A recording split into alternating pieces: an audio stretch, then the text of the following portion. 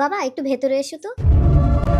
কি হয়েছে বল? বাবা ওরা কেন এসেছে? তোর বিয়ে দেবো তাই ওরা দেখতে এসছে। আমি অন্য একজনকে ভালোবাসি, আমি বিয়ে করব না। স্মৃতি, আমি তোর বাবা, আমি যাকে পছন্দ করবো তোকে তাকেই বিয়ে করতে হবে। আমিও দেখবো তোমার পছন্দের ছেলে কি করে আমাকে পছন্দ করে, আমিও পেটে কাপড় ঢুকিয়ে প্রেগনেন্ট সাজবো। তোমাকেই আমার জামাই করবো। ঠিক আছে, তাহলে এবার আপনার মেয়েকে ডাকুন। এই স্মৃতি, আয় বেরিয়ে আয়। বাবা আমি একটু ছেলের সাথে আলাদা করে কথা বলতে চাই। বাবা তুমি একটু ভেতরে যাও তো। কমাস 6 মাস। ঠিক আছে, কোনো সমস্যা নেই।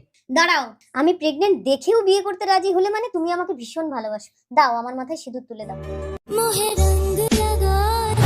এবার আমার পেটটা দেখবে? শুধু তোমার পেট কেন, তোমার সবকিছুই আমি দেখবো। চলো আগে তোমার বাবার আশীর্বাদটা নিয়ে নিই, এসো। বাবা মালটা মাত্র 5 মিনিট আমার ঘরে ঢুকলো, তার মধ্যে আমার মেয়ে প্রেগনেন্ট। বাবা আমরা বিয়ে করে নিয়েছি। সে ঠিক আছে, কিন্তু এত তাড়াতাড়ি তোরা বাচ্চা নিলি কেন মা?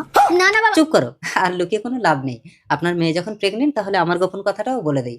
আমার বউ মারা গেছে, এটা আমার ছেলে। কি? তোমার এত বড় ছেলে আছে?